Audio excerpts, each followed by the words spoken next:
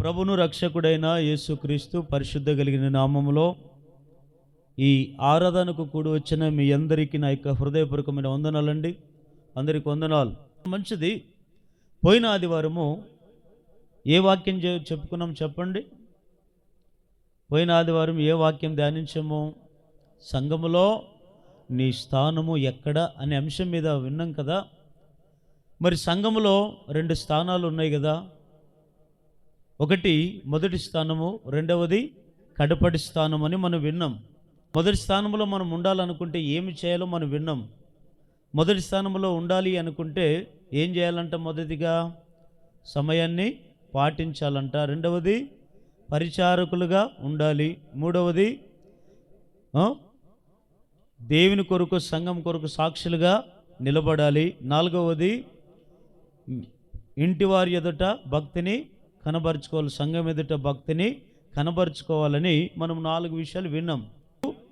ఆయన వారికి బోధించుచు ఇట్లనెను, శాస్త్రులను గురించి జాగ్రత్త పడుడి, వారు నిలువుటంగులు ధరించుకొని తిరుగుటకును, సంత వీధులలో వందనములను, సమాజ మందిరములలో ఆగ్రహపీఠములను, విందులలో ఆగ్రహ స్థానములు కోరుకొందురు. అంటే ఈ శాస్త్రులు, పరిచయులు అనబడిన వారి గురించి మనకు చాలాసార్లు విన్నాం కదా. ఈ శాస్త్రులు, పరిచయులు, సద్దకాయలు అనబడిన 3 గుంపుల వారు యేసు ప్రభు ఈ భూమి మీద ఉన్న దినాల్లో ఉండేవారు. మరి ఇప్పుడు లేరా అన్నా అంటే ఇప్పుడు కూడా ఉన్నారు. ఎవరు వారు అంటే వేషధారులాగా ఉంటారు. పైనకేమో నీతిమంతులుగా అగుపడుచు, లోపల అపవిత్రమైనటువంటి కార్యాలు చేస్తూ వారు రహస్యంగా ఆ జీవితాన్ని జీవించేవారు ఉన్నారు. అట్లాంటి వారినే శాస్త్రులు, పరిచయులు, సద్దుకాయలని యేసయ్య వారికి పేరు పెట్టాడు. వేషధారులని కూడా పేరు పెట్టినట్లుగా మనం చూస్తాం. వీళ్ళు ఏం చేస్తారంటే ఆగ్రహ స్థానాల్లో, సమాజ మందిరాల్లో ఏ స్థానాన్ని కోరుకుంటున్నారండి? ఆగ్రహ స్థానాలను కోరుకుంటున్నారు. సమాజ మందిరాల్లో, వీధుల్లో, సంత వీధుల్లో, తర్వాత విందులలో ఆగ్రహ స్థానాలు కోరుకుంటున్నారు. ఆగ్రహ స్థానం అంటే ఏమిటంటే మొదటి స్థానమే ఆగ్రహ స్థానము అని బైబిల్లో మనకి వ్రాయబడి ఉంది. యేసు ప్రభు వారు ఈరోజు కూడా ఒక ప్రత్యేకమైన ఆదివారం మనకు. ఏ ఆదివారం అంటే యేసు ప్రభు వారును సిలువకు అప్పజెప్పే కంటే ముందు ఒక ఆదివారం. ఏ ఆదివారం తెలుసది? దానికి ఏం పేరు పెట్టబడిందంటే మట్టల ఆదివారము. ఏ ఆదివారం ఇది? ఈ దినమంతా ప్రపంచమంతా మట్టల ఆదివారంగా భావించారు కనుకనే మట్టల ఆదివారం అని అందరూ కూడా ఆ సంఘములో సంబరాలు చేసుకుంటున్నారు. కానీ ఇక్కడ మనకు విచిత్రమైన మాట ఏమిటంటే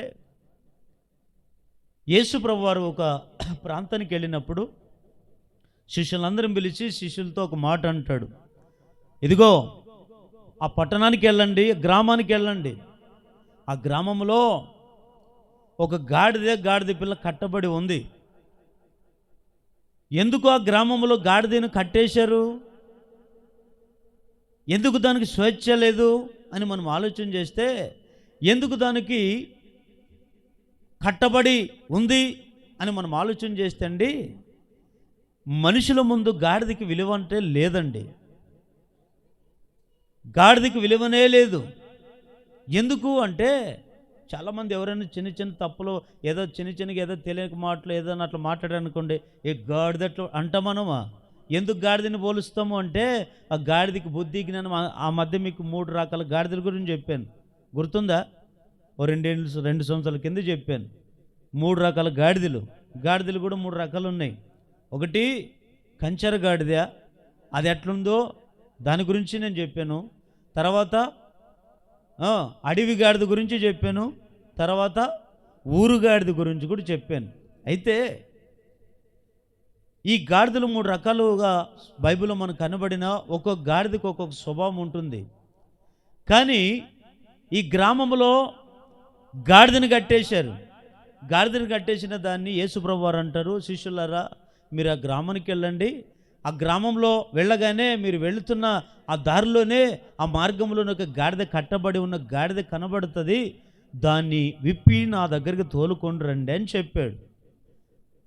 వీళ్ళు అంటారు, ఊరికి వెళ్ళకుండా ప్రభువా మనం వెళ్ళి ఆ గాడిదని విప్పేటప్పుడు ఆ గ్రామ ప్రజలు మాతో అనొచ్చు, ఎందుకు విప్పుతున్నారో ఏం అవసరం ఇది గాడిదా, ఎందుకు అవసరం మీకు అని అడిగితే మేమేం చెప్పాలి అని అడుగుతారు. అప్పుడు యేసయ్య అంటాడు, ఇది ప్రభువుకు కావాలని చెప్పమంటాడు. ఇక్కడ నేను మీకు చెప్పే మాట ఏమిటంటే, గాడిద మొదటి స్థానం లేదు దానికి. మనుషులందరిలో కంటే నిషేధింపబడిన గాడిద. దాని మీద ఎంతసేపు ఉన్న బట్టలు మోయాలి, వెట్టి చాకరీ చేయాలి. ఏమండి, దానికి స్వేచ్ఛత లేదండి, సుఖం లేదండి గాడిదకి. అందుకని కొంతమంది పని చేస్తే ఈ గాడిద కష్టపడినట్టు పడుతుంటాడు అంటుంటారు కొంతమంది. చూడండి దేవుని బిడ్డలారా, విలువలేని దానికి కడపడి స్థితిలో ఉన్న గాడిదకి దేవుడు ఏం చేశాడు తెలుసా? గొప్ప గొప్ప వాళ్ళని పిలుచుకొని రండి గ్రామానికి వెళ్ళని చెప్పలేదు.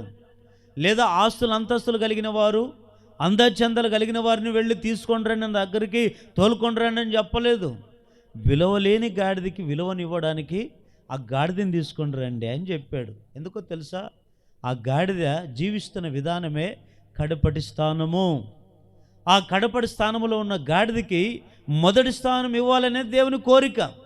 మీరు అనొచ్చు, గాడిదలకి మనుషులు కూడా పోల్చబడింది. ఆ గాడిదలు ఎవరూ కాదు, మనము కూడా గాడిదలం ఉన్నట్లే.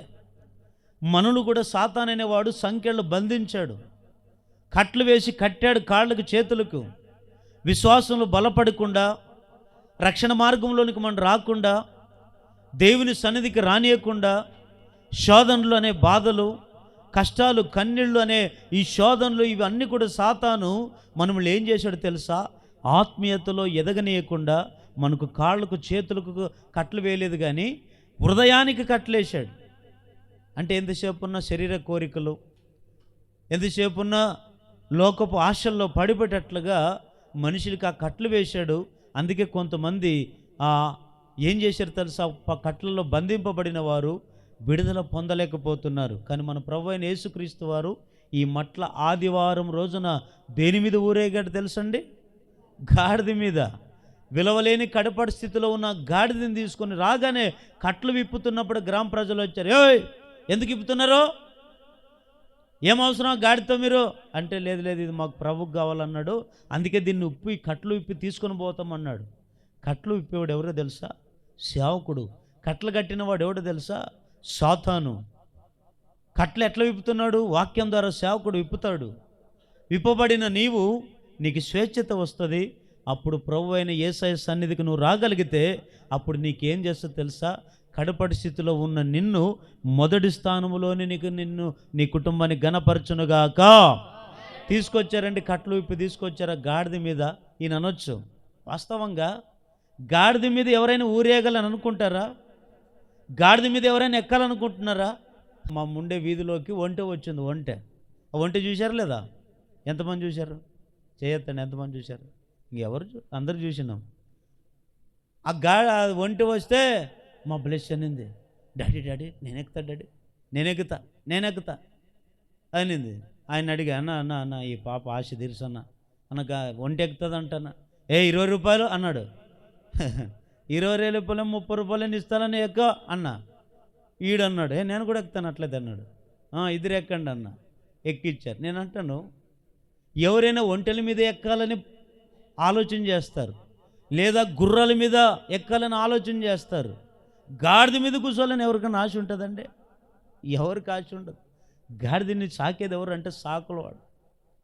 ఈ గాడిదకి సాకులవానికి తోడు ఎవరంటే గాడిదే. ఎందుకంటే గాడిద లేకపోతే తనకు ఈ దినాల్లో సాకుల వాళ్ళంతా ఆ బండ్ల మీద ఈ బండ్ల మీద దూరేగుతున్నారు. కానీ ఆ దినాల్లో గాడిదల మీద బట్టలు వేసుకొని పిండి మళ్ళీ వాళ్ళకి ఇచ్చేవాళ్ళు. అంత ఉపయోగపడేది గాడిదే. ఇది ఎవరి ద్వారా వచ్చింది ఘనత? దానికంటే మనుషుల ద్వారా రాలేదండి, ప్రభు అయిన యేసుక్రీస్తు ద్వారే వచ్చింది. ఆ గాడిద మీద తీసుకొని వచ్చారండి. యేసు ప్రభు వారు గాడిదగా ఎక్కాడు. గాడిద ఎక్కితే అందరూ, ఆ గ్రామ ప్రజలందరూ కూడా విచిత్రంగా చూసి ఆయన ఏం చెప్పుకున్నాడు తెలుసా? దినాల్లో అందరు ఏమని పిలువబడ్డారో తెలుసా? మనుషులందరూ యూదులకు రాజా జయము అంటే యేసు ప్రభువుకు ప్రజలు పెట్టిన పేరేమిటో తెలుసా? మరొక పేరు యూదులకు రాజు. అంటే రాజు దేని మీద ఎక్కాలి? గుర్రం మీద, గాడిద మీద? గుర్రం మీద ఎక్కాల. రాజు అన్నాకనే యుద్ధానికి వెళ్ళేటప్పుడు గాడిదలు వేసుకొని పోరు, గుర్రాలు వేసుకొని పోతుంటారు. కానీ మనం ఆరాధిస్తున్న ప్రభు అయిన యేసుక్రీస్తు వారు గాడిదని ఎందుకు ఎన్నుకోవాల్సి వచ్చిందంటే దానికి విలువ లేదండి. అది కడపడి స్థితిలో ఉంది, అందుకే దాన్ని కోరుకున్నాడు. విలువలేని దానికి ఆ గాడిదకి విలువనిచ్చాడు సమాజంలో. అందుకే ఈరోజు కొంతమంది గాడిద పాలు కూడా తాగుతుంటారు. తాగుతారు లేదా? గాడిద పాలు ఇవ్వండి, కండ్లకు పోసుకుంటాం, నోట్లకు వేసుకుంటాం, రోగాలు బాగవుతాం అంటుంటారు. అది ఎంతవరకు జరుగుతుందో నాకు తెలియదు. మొత్తానికి అది గాడిద పాలు తాగేవాళ్ళు ఉన్నారు లేదా? ఉన్నారు. నేను అంటాను, దేవుని బిడ్డలారా, అంటే కడపడి స్థితిలో ఉన్న ఆ గాడిదకి ఏమిచ్చాడు? ఘనతనిచ్చి మొదటి స్థానంలోనే దాన్ని నిలబెట్టాడు. అయితే ఈరోజు అంశం పేరేమిటో తెలుసా? మొదటి స్థానంలోనే నీవు ఉంటే దేవుడు చేసే గొప్ప కార్యాలు ఏమిటో మనం చూద్దాం. ఈ మొదటి స్థానంలోనే మనం ఉండగలిగితే అంతం వరకు దేవుడు చేసే గొప్ప కార్యాలు ఏమిటో ఈ పూట మనం విందాం. ఎలాంటి గొప్ప కార్యాలు చేస్తాడు? ఈ మొదటి స్థానాన్ని ఎన్నుకున్నావు కదా, మొదటి స్థానాన్ని నువ్వు కోరుకున్నావు కదా, ఈ మొదటి స్థానంలో ఉండే ఆశీర్వాదం ఎలా ఉంటుంది? ఈ మొదటి స్థానంలో ఉండే ఆ గొప్ప ధన్యత ఎలా ఉంటుందో మనం చూద్దాం. కడపడి స్థితి గురించి వచ్చే ఆదివారం వీలైతే విందాము.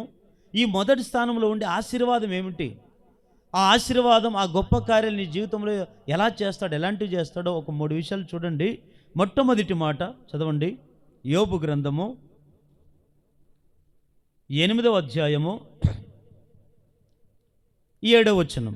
ఇప్పుడు నీ స్థితి మొదట కొద్దిగా నుండినను తుదకు నీవు మహా అభివృద్ధి పొందుదువు. మరొకసారి గట్టిగా హల్లెలూయా అని చెప్పండి. మొదటి స్థానంలోనే మనం సంఘములో మొదటి స్థానంలోనే ఉంటే దేవుడు చేసే మొట్టమొదటి మేలులు ఏమిటో తెలుసా? గొప్ప కార్యాలు ఏమిటో తెలుసా? రెండింతలుగా ఆశీర్వదిస్తాడంట. చెప్పండి, అందరూ చెప్పండి, గట్టిగా చెప్పండి. ఎప్పుడైనా రెండింతల ఆశీర్వాదం పొందుకున్నారు మీరు? అసలు రెండింతల ఆశీర్వాదం అంటే ఏమిటి? మీరు అనొచ్చు, ఆశీర్వాదం అంటే ఆశీర్వాదమే కదా, ఇంకేం ఆశీర్వాదం అంటే? అభివృద్ధి అంటే ఆశీర్వాదం అనే అర్థం. ఇక్కడ ఏమని రాయబడిందంటే నీ స్థితి మొదట ఎట్లుంటుంది? కొద్దిగా ఉంటుంది. అంటే మొదట నీ స్థితి కొద్దిగా ఉండొచ్చు. నీ మొదటి స్థితిలోనే, మొదటి స్థానంలోనే నువ్వు నమ్మకంగా సంఘములో నువ్వు ఉంటే నిన్నేం చేస్తాడు తెలుసా? ఆయన రెండింతలుగా ఆశీర్వదిస్తాడు. తుదకు మహా అభివృద్ధి పొందుతావు. అంటే ఎలా? కొందరి పరిస్థితులు ఎట్లుంటాయంటే మొదట కొద్దిగా ఉంటుందండి. వినండి, అందరూ బాగా వినండి. కొంతమందికి చిన్న వ్యాపారమే, ఇంకొంతమందికి చిన్న జీతమే, ఇంకొంతమందికి చిన్న చేతి పనులు, చిన్న ఇల్లు, చిన్న పొలాలు. అంటే అంత కొద్దిగే మన స్థితి మొదట్లో కొద్దిగా ఉంటుందంట. నీవు ఎప్పుడైతే ఈ మొదటి స్థితిలోనో లేదా మొదటి స్థానంలో నమ్మకంగా సంఘములో నువ్వు ఉంటే నేనేం చేస్తాడు? అదే స్థానంలో నిలబెట్టాడు. మరి ఏం చేస్తాడంటే మరొక్క మెట్టు నిన్ను ఎక్కిస్తాడు సంఘములో. హల్లెలూయా! దాన్నే అంటారు రెండింతల ఆశీర్వాదం అని. చాలామందికి రెండింతల ఆశీర్వాదం అంటే ఏమో తెలియదు. ఏంటి రెండింతల ఆశీర్వాదం? మొదట్లో మన పరిస్థితులన్నీ కొద్దిగా ఉంటాయి. అల్పకాలంగా చిన్న వ్యాపారం, చిన్న ఉద్యోగం, చిన్న జీతం, చిన్న సంపాదన, చిన్నగే కొద్దిగా ఉంటుంది. మన స్థితి కొద్దిగా ఉండొచ్చు. కానీ మనం చేయవలసింది ఏమిటంటే రెండింతల ఆశీర్వాదం నేను పొందుకోవాలంటే సంఘంలో నీవు ఉండే ఆ మొదటి స్థానంలో నమ్మకంగా ఉండాలి. యోబే ఈ అధ్యాయమంతా రాస్తాడు కదా. మరి యోబు జీవితంలో కూడా మనం మరొక్కసారి జ్ఞాపకం చేసుకుంటే, దేవుని బిడ్డలారా వినండి, యోబు పరిస్థితి ఎట్లుంది ఒకప్పుడు? వినండి, వింటున్నారా? మొదటికి ఎట్లున్నాడు ఆయన? ఊజు దేశమందు ధనవంతుడై బహుగా సుఖపడితేవాడు, బహుధనము, ఆస్తులు అంతస్తులు కలిగిన వాడంట. ఎన్నెన్ని చూడండి ఆయనకి. మొదటి అధ్యాయము, అక్కడ యోబు గ్రంథం మొదటి అధ్యాయము 1 వచనం నుంచి చదవండి. ఊజు దేశమునందు యోబు అనే ఒక మనుషుడుండెను. అతడు యథార్థవంతుడు, న్యాయవంతుడునై దేవుని యందు భయభక్తులు కలిగి చెడుతనం విసర్జించినవాడు. అతనికి 7 కుమారులు 3 కుమార్తెలు కలిగిరి. ఇక్కడ వినండి, ఎన్ని వేలంట? 7,000 గొర్రెలు, 3,000 ఒంటెలు, 500 జత ఎడ్లను, 500 ఆడు గాడిదలు కలిగి బహుమంది పనివారు కలిగి అతనికి ఆస్తిగా నుండెను గనుక తూర్పు దిక్కు జనులందరిలో అతడే గొప్పవాడిగా ఉండెను. చూడండి, అంటే ఊజు దేశమందు యోబుకి ఎట్లుండేది మొదటికంటే, మొదటి స్థితిలో ఎట్లుండేది తెలుసండి ఆయన? ఆ మొదటి స్థితిలో ఆ గొర్రెలు, గాడిదలు, ఒంటెలు ఏమండి, ఇవన్నీ కూడా దేవుడు బహుగా ఇచ్చాడు. ఎంతో ఆశీర్వాదం పొందుకున్నాడు. దేవుడు ఇచ్చినటువంటి ఆశీర్వాదం. ఆ ఊజు దేశమందు అంత గొప్పవాడైన, అంత ధనవంతుడై ఉన్నాడు, బహు ఆస్తి కలిగిన వాడు. కానీ మొదటి స్థితిలో ఉన్నటువంటి యోబును సాతాన్ అనేవాడు ఏం చేశాడు? పరలోకానికి వెళ్ళి దేవునితో పోటీ పడ్డాడు. దేవుడు అంటాడు, సర్పమా, అపవాది నువ్వు ఎక్కడి నుంచి వచ్చావు? సాతాన్ అంటాడు, భూమి మీద నుంచి అటు ఇటు తిరుక్కుంటూ వచ్చాను అంటాడు. అటు ఇటు తిరుక్కుంటూ వచ్చావా? అయితే యోబు సంగతి ఏమైనా చూసావా? ఆలోచన చేసావా? అతని గురించి విన్నావా? ఎంత మంచోడో, ఎంత న్యాయవంతుడో, ఎంత భయభక్తులు కలిగిన వాడో విన్నావా అని దేవుడు సాతానుతో అంటాడు. సాతాను ఏమంటాడు? చూసినాములే ఆయన భక్తి, ఆయన అంతా, ఆయన ఏం ఊకే భయభక్తులు కలిగి ఉన్నాడా నీ యందు?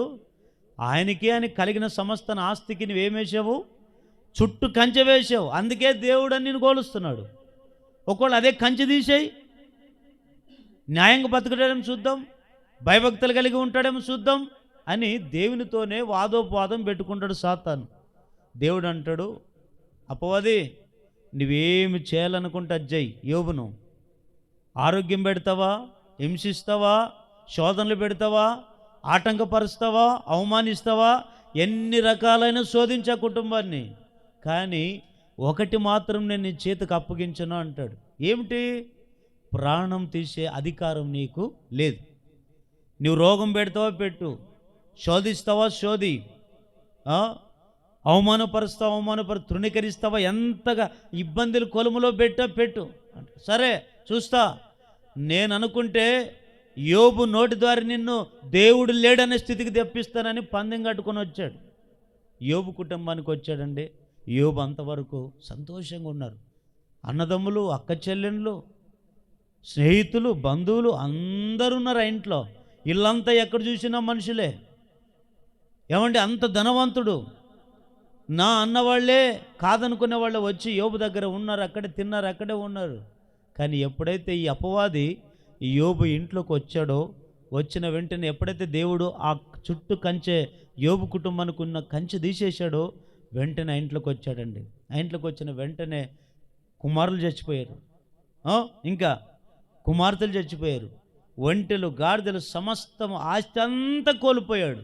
కానీ ఇక్కడ మనం ఆలోచన చేసే విధానం ఏమిటంటే, యోబు మొదటి స్థానంలో ఉన్న యోబును అపవాది ఏం చేయాలనుకున్నాడు అంటే, మొదటి స్థానంలో దేంట్లో ఉన్నాడు మీరు అనుకోవచ్చు? ఆస్తులోనా? ఆస్తులోనే కాదు, భయభక్తిలో ఉన్నాడు, న్యాయంగా బ్రతికే విధానంలో ఉన్నాడు, అక్కడ యథార్థంగా ఉన్నాడు. చెడుతనాన్ని దీన్నే మొదటి స్థానము అంటారు. కొంతమంది మీరు అనుకునేవచ్చు, అందరికంటే నేను గొప్పవాళ్ళు, అందరికంటే ఆస్తుపాస్తు, దీంట్లో నేను మొదటి వాడిని, దీంట్లో అందరూ మొదటి వాళ్ళుగానే ఉంటారు. ఆత్మీయతలో మొదటిగా మనం ఉండాలి. ఈ ఆత్మీయతలో మొదటిగా ఉండాలన్న యోబును ఏం చేశాడు తెలుసా? అపవాది వచ్చి కడపడి స్థానంలోనికి పంపించాలనుకున్నాడు. అంటే కడపడి స్థానం అంటే మరీ చెడ్డ జీవితం జీవించేటట్లుగా చేయాలనుకున్నాడు. దేవుని యోబును నోటితోనే దేవుని దూషించేటట్లుగా చేయాలనుకున్నాడు. ఎందుకంటే దేవునితో పందెం కట్టుకొని వచ్చి యోబును విశ్వాసం నుంచి తొలగించాలనుకున్నాడు, భయభక్తు నుంచి తొలగించాలనుకున్నాడు, చెడుతనం పడేటట్లుగా చేయాలనుకున్నాడు. కానీ యోబు మాత్రము దాని నుంచి ఆ స్థానాన్ని వదులుకోలేదండి. చివరిగా ఏమొచ్చిందో తెలుసా? ఆ శోధనలు, బాధలు తట్టుకోలేక ఉన్నవన్నీ కోల్పోయే స్థితికే ఆఖరికి పుండొచ్చింది. పక్కలో పుండొచ్చినా కూడా భయపడలేదు, ఆ స్థానాన్ని మాత్రము వదులుకోలేదు. భార్య కూడా హింసిస్తుంది, భార్య కూడా దూషిస్తుంది. ఇంకా దేవుని నమ్ముకునే దానికి శోధనలు వచ్చాయి, దేవుని నమ్ముకునే దానికి బాధలు వచ్చాయని ఎంతో నాన్న రకాలుగా అంటుంది. ఆఖరికి భార్యలో కూడా దూరాడండి సాతానుగాడు. తూరి ఏమంటున్నాడు? ఆమె ద్వారాలో ఆమె నోడితే ఏమనిపిస్తున్నాడు? నిజంగా దేవుడు చేసేవాడా? దేవునికి ఇంత చేసావు కదా, దేవునికి ఇన్ని మెళ్ళు చేసావు కదా, దేవునికి ఏమైనా అన్యాయం చేసావా? దేవునికి ఏమని నువ్వు చెడు జీవితాన్ని జీవించావా? దేవుని నమ్ముకున్న దానికి చూడు ఎన్ని శోధనలు పెట్టాడు. దేవుడు ఉంటే ఇన్ని బాధలు వచ్చావా? ఈ రాత్రికనే దేవుని దూషించి చచ్చిపో అంటుంది. వాస్తవంగా సావు కోరుకునేది ఆత్మీయులు కోరుకుంటారా, లోకస్తులు కోరుకుంటారా? చెప్పండి. లోకస్తుల ఆత్మీయుల? లోకస్తులు కోరుకుంటారు. ఆత్మీయులైతే ఏం చేస్తారు? చచ్చిపోయే వాళ్ళని బతికల్లా అని కోరుకుంటారు. చచ్చిపోయే వాళ్ళని బాగుపడాలని కోరుకుంటారు. చెడిపోయిన వాళ్ళని బాగుపడాలని కోరుకుంటారు. చచ్చేవాళ్ళని బాగు చేయాలని కోరుకుంటారు. వారి కొరకు కన్నీళ్లు గారుస్తారు. వారి కొరకు వారి కష్టాల్లో ఉన్న వారిని ఆదరిస్తారు. బాధలలో ఉన్న వారిని ఆ బాధల నుంచి విడిపించాలని వారి కొరకు ధైర్యపరుస్తారండి. కానీ లోకస్తులు అయితే ఏం చేస్తారు తెలుసా? కానీ ఎట్లా కావాలి, ఇంకా కురింగిపోవాలా, ఇంకా బాధపడాలా, మా కళ్ళ ముందే నాశనం కావాలని కోరుకుంటారు. లోకస్తులకు ఆలోచనది. కానీ యోబు భార్య దేవుని యందు భయభక్తి లేదా మీకు? లోకస్తురాలు బాగుండాలనుకుంటుంది కానీ కష్టం వస్తే తట్టుకోదు. కడుపు నిండి అన్నం ఉండాలనుకుంటుంది కానీ ఆకలితో అలమటిస్తుంది. అలమటించే దాంట్లో దేవుని తిట్టుకుంటుంది. కానీ యోబుకు కూడా ఆమెలాగే కష్టం వచ్చిందండి. యోబుకు కూడా బాధ వచ్చింది. యోబు కూడా సమస్య వచ్చింది. ఆయన దేని విషయంలో కూడా యోబు సందేహపడలేదు.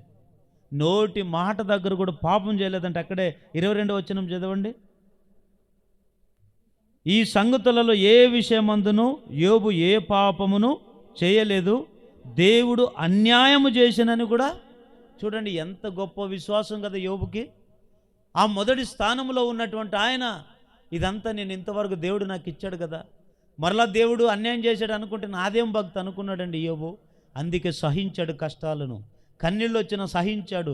రోగాలు వచ్చినా బాధపడ్డాడు. ఎన్ని వచ్చినా, ఎన్ని శోధనలు వచ్చినా ఆయన భరించుకుంటూ వచ్చాడండి. భరించుకుంటూ వచ్చాడు. ఆ భరించుకుంటూ వచ్చినటువంటి యోబును ఏమైపోడు తెలుసు? ఆయన స్థితి కొద్దిగా అయిపోయింది. ఈ మాట బాగా వినండి.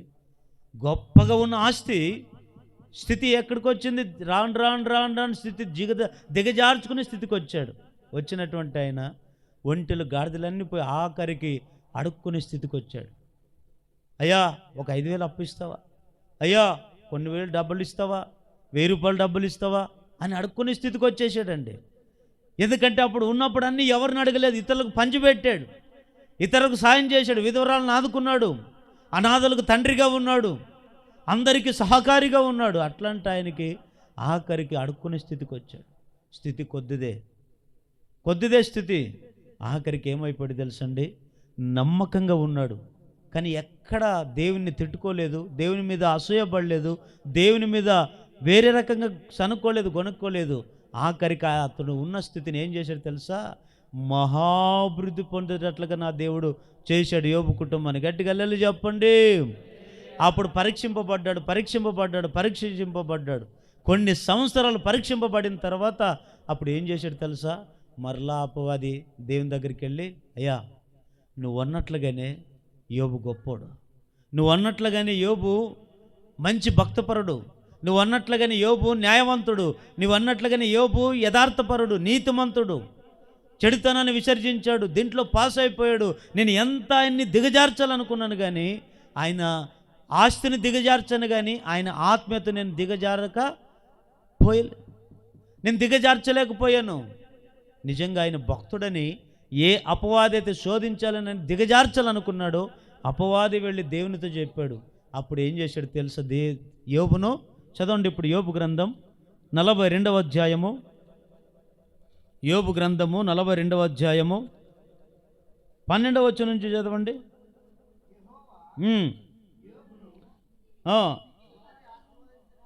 ఎట్లంట? మొదట ఆశీర్వదించిన దానికంటే మరి అధికముగా ఆశీర్వదించను.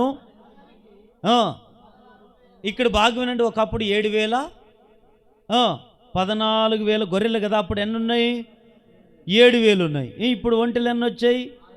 అప్పుడు ఎన్ని ఉన్నాయి? దాంట్లో సగమే. కానీ ఇప్పుడు ఎన్నింతల ఆశీర్వాదం పొందుకున్నాడు? 2 ఆశీర్వాదం పొందుకున్నాడు. ఒకప్పుడు ఉండేది స్థితి కొద్దిగే, కానీ ఎప్పుడైతే శోధింపబడ్డాడో, సువర్ణంగా మారాడో, దేవుని యందు భయభక్తులు కలిగి విడిచిపెట్టుకోకుండా నీతిగా బ్రతికాడో, ఆయన మొదటి స్థానంలో ఉన్నాడు నమ్మకంగా. గనుకనే మరలా ఏం చేశాడు తెలుసా? మరలా ఏం చేశాడు దేవుడు?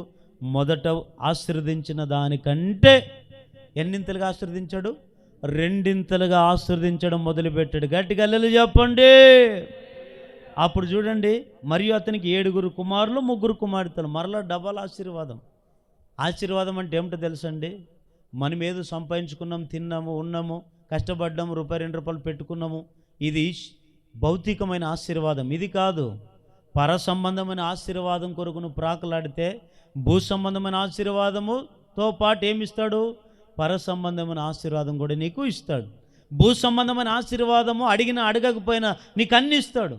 ఇల్లు లేని వారు ఎవరైనా ఉన్నారు భూమి మీద? ఎంత చెడ్డోడైనా, ఎంత ఇదైనా, ఎంత లోకస్తుడైనా దేవుడు ఏం చేస్తాడు? అన్నీ ఇస్తాడు. మనం అనుకుంటాం, వాళ్ళే బాగున్నారు మనకంటే, మనం దేవుని నమ్ముకున్నాం, ఇంత నీతికి బతికాము, ఇంత సంతోషంగా ఉన్నాం, ఇంత ఏ పాపం చేయకుండా బతికేమే, మన పరిస్థితి ఏమి ఇట్లుంది, వాళ్ళేమో అట్లా ఉంటున్నారు, అన్ని బిల్డింగ్లు కడుతున్నారు, ఆస్తులు కొంటున్నారు, పొలాలు కొంటున్నారు, ఇంకా కార్లు కొంటున్నారు, బైకులు కొంటున్నారని మనం అట్లా అనుకుంటాం. కానీ తర్వాత మీరు 73వ కీర్తనలు చదవండి. ఆసాపు కూడా తన హృదయంలో మస్తరపడ్డాడంట.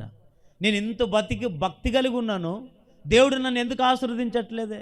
వాడు దుష్టుని మేలు కదా, వాడు త్రాగుబోతు మేలు కదా, వాడు దొంగడు మేలు కదా, వాడు దోచుకునేవాడు మేలు కదా, అన్యాయం చేసేవాడు మేలు, వాళ్ళని కాపాడుతున్నాడు దేవుడు. నేను ఇంత నీతికి బతికి నాకెందుకు ఈ శోధన అని కూడా తన హృదయంలో మస్తరపడ్డాడంట.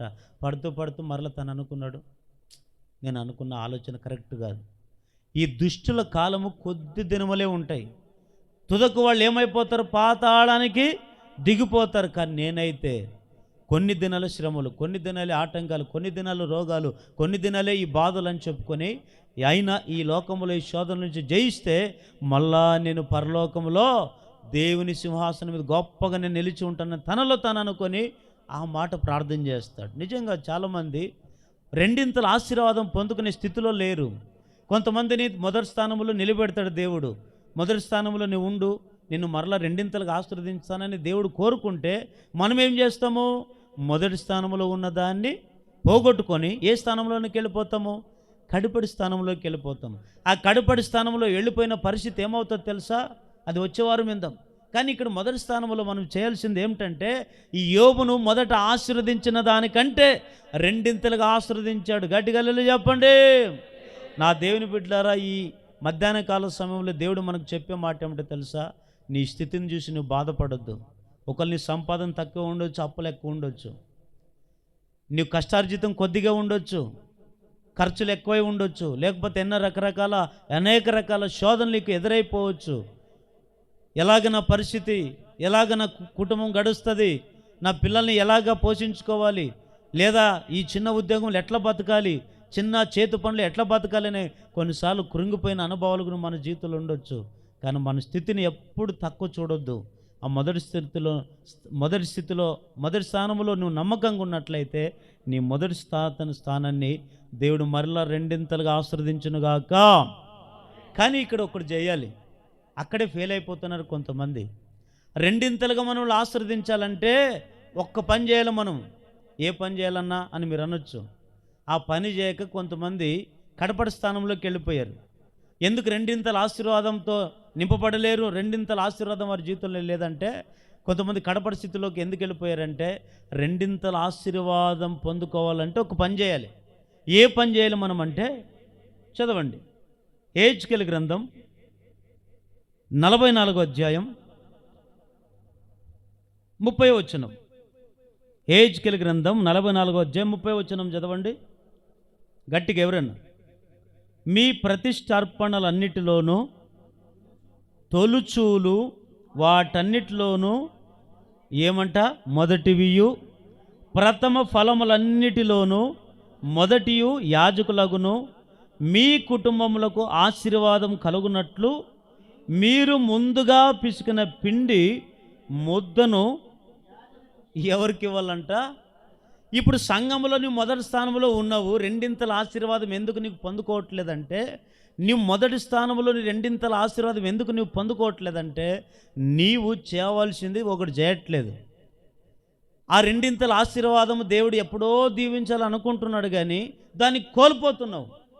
ఎక్కడ నువ్వు కోల్పోతున్నావు, ఎక్కడ తప్పుడు అడిగేస్తున్నావు అంటే, ఒకటి ఇక్కడ చెప్పబడిన మాట నేను చెప్పే మాట కాదు, నా సొంత కల్పించుకొని చెప్పే మాట కాదండి, దేవుడు చెప్పిన మాట. ఏమిటయ్యా అదంటే, తొలుచూలు వాటన్నిటిలో మొదటివి, ప్రథమ ఫలములు అన్నిటిలో మొదటివి ఎవరికి ఇవ్వాలంట? యాజకునికి ఇవ్వాలంట. సంఘంలో ఎవరున్నారు మనకి? చెప్పండి, ఎవరున్నారు సంఘంలో? సంఘాన్ని నడిపించడానికి ఎవరున్నారండి? యాజకుడు అంటే సేవకుడు. సేవకుని కుటుంబం ఉంది. ఈ సేవకుని కుటుంబము యాజకత్వం చేస్తుంది. యాజకత్వము చేసేవారు ఎట్లుండాలంటే, ఏ పని చేయకూడదంట. దేవుడు పిలిచిన ఆ పిలుపుకు లోబడి సేవకు పిలిచాడు కదా, సమస్తాన్ని వదులుకొని యాజకత్వం ఆ కుటుంబం చేయాలి. సంఘాన్ని నడిపించాలి, దేవుని సువార్తను వెదజల్లాలి, దేవుని వాక్కులన్నీ తెలియజేయాలి, రాజ్య సువార్త స్థాపించాలి. అదే యాజకుని పని. ఆయన వేరొక పని చేయకూడదు సంఘంలో. పని అంటే మరి మీరు అనుకునేది వేరే అది కాదండి. సంఘంలో వరకు చేయొచ్చు, కానీ అంటే ఉద్యోగాలు చేస్తూ సేవ చేయడం, వ్యాపారాలు చేస్తూ సేవ చేయడం, ఇంకా ఆ పనులు ఈ పనులు చేసి సేవ చేయడం ఇది చేయకూడదు. సేవకుడు ఎంతసేపు ఉన్నా ఆస్తులు అంతస్తులు వదులుకొని ఇంక ఇటేటి మీద ఆశ లేకుండా సమర్పణ కలిగి ప్రజలను ఆత్మీయతలకు తీసుకుని వచ్చి దేవుని యొద్దకు నడిపించడానికి సిద్ధపడాలి. సిద్ధపడి సంఘంలో సేవకునిగా యాజకత్వం చేయాలి. అలాంటి యాజకత్వాన్ని పోషించాల్సిన బాధ్యత ఎవరికి పెట్టాడు దేవుడు? ఇక్కడ కూడా మీకు ఒక పాయింట్ చెప్తాను. మీరు అనొచ్చు, అన్న ఏమి దేవుడే పిలిచాడు కదా, మరి దేవుడు నిన్ను పోషించవచ్చు కదా, దేవుడు ఆకాశం నుంచి ఏమన్నా సాయం చేయొచ్చు కదా, మరి మనుషుల్ని అంటే ఇది దేవుడు మనకి భూమి మీద పెట్టిన ఒక కట్టడ అంటారు దాన్ని. ఏమది? కట్టడ అంటే ఈ సేవకుని యాజకుని చూసుకోవాల్సిన బాధ్యత అంతా ఎవరి మీద దేవుడు భుజం మీద పెట్టాడంటే, సంఘం మీద బాధ్యత ఆ భుజం మీద పెట్టాడు. సంఘానికి వచ్చే విశ్వాసుల మీద ఆ భుజం మీద భారం పెట్టాడు. అందుకే ఆ మాట అంటాడు, సంగమా మీరు తొలిచూలు ఏదైనా పంటలు వేసుకున్నా, లేదా ఉద్యోగమైనా వ్యాపారమైనా ఇంకొకటి దేవుడు ఏదైతే ఈ భూమి మీద బతకడానికి నీకు చేతి పనో ఉద్యోగమో వ్యాపారమో రకరకాలుగా ఇచ్చాడు. వాటన్నిటి ద్వారా నువ్వేం చేయాలి తెలుసా? నీ వ్యాపారం పెట్టుకుంటే మొదటికి ఏ రూపాయి వస్తుందో అది పక్కన పెట్టు, మొదటి భాగమే ఇవ్వాలా. అంత మనం తిని అంత అయిపోయి ఆఖరికి మేము తిన్నాక నువ్వు తిను అంటే అది ఎవరికి ఆశీర్వాదము రాదు. ఇది వాస్తవం. నీకు కష్టాలే ఉండొచ్చు, అయ్యా నాకు వచ్చింది 5,000 కదా జీతము, ఈ 5,000 ఎంత ఇవ్వాలా? 5,000 అంటే దానికి దశభాగం ఎంత చెప్పండి? ఎంత? 500. 1,00,000 రూపాయలు జీతం వచ్చింది అనుకోండి, ఎంత దశభాగం తీసిపెట్టాలంటే 10,000. నీ వచ్చిన జీతంలో ఏం చేయాలి తెలుసా? నువ్వు 5,000 కావచ్చు, 10,000 కావచ్చు, 20,000 కావచ్చు, 1,00,000 రూపాయలు కావచ్చు, ఎంత వస్తే అంత మొట్టమొదటి ఏం చేయాలి? నువ్వు వచ్చిన దాంట్లో వేరొక్క దానికి వాడుకోరదంట. ఆ వచ్చిన జీతాన్ని పట్టుకొని ప్రార్థన చేసుకొని, ప్రభువా నేను ఈ జీతం ఇచ్చింది నువ్వే కదా, దీంట్లో నేను 10వ వంతు తీసి పెడతాను, ఇది యాజకునికి ఇస్తాను అని ఒక తీర్మానం చేసుకొని వచ్చిన దాంట్లో మొదటిది ఏదైతే ఉందో ఆ మొదటి భాగాన్ని 500, 5,000 వస్తే 5,000 వస్తే 500, 10,000 వస్తే 1,000 రూపాయలు అది కానుక తీసిపెట్టి, దశభాగం అంటారు దాన్ని, తీసిపెట్టి మొదటికి తీసిపెట్టి తర్వాత నీవు నీ కుటుంబం పోషించుకొని ఆ మొదటి తీసిపెట్టిన అర్పణ ఉంటుందే, అర్పణ ఎవరికి ఇవ్వాలంట? యాజకునికి. యాజకుడు దాన్ని ఏం చేయాలి? ఇతని ఇష్టం వచ్చినట్లు ఖర్చు పెడితే కూడా శాపమే. ఆ వచ్చిన కానికని ఏం చేయాలంటే ముందు దేవుని కొరకు వాడబడాలి. వాడబడిన తర్వాత సేవకుని కుటుంబాన్ని కూడా పోషించుకోవాలి. ఇది దేవుడు మనకిచ్చిన లేఖనాల ప్రకారము కుటుంబం సంఘము సేవకుని పోషించాల్సిన విధం. ఒకవేళ పంటలే ఉండొచ్చు, పంటల విషయంలో కూడా మీకు చెప్తా. చాలామంది సంవత్సరాలు ఏం వేస్తాం? మన పొలాల్లో ఏం వేస్తామండి? పంటలు వేస్తాం. మిరపేస్తావో, వరేస్తావో, పచ్చిమిరపకాయలు వేస్తావో, ఏం వేస్తావు, మొత్తానికి అన్నీ వేసిన నీవు ఏం చేయాలి తెలుసా? మొట్టమొదటిగా ఏం చేయాలా? ధాన్యం అంతటిని నువ్వు పోగు చేసిన తర్వాత మొదటిగా ఎన్ని సంచులు అవుతాయో, మొట్టమొదటిగా సంచులో ఎన్ని, ఒక 100 అయితే 100 అయితే ఎన్ని ఇవ్వాలి అప్పుడు? ఏమంటారే? 100 సంచులు 100 బస్తాలు అయ్యాయనుకోండి, 100 బస్తాలు ఎన్ని సంచులు ఇవ్వాలంట?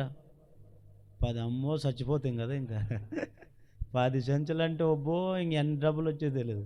చూడండి, కొంతమంది ఎక్కడ ఆశీర్వాదం అక్కడ వండుకుంటాం, అక్కడ పోగొట్టుకుంటాం.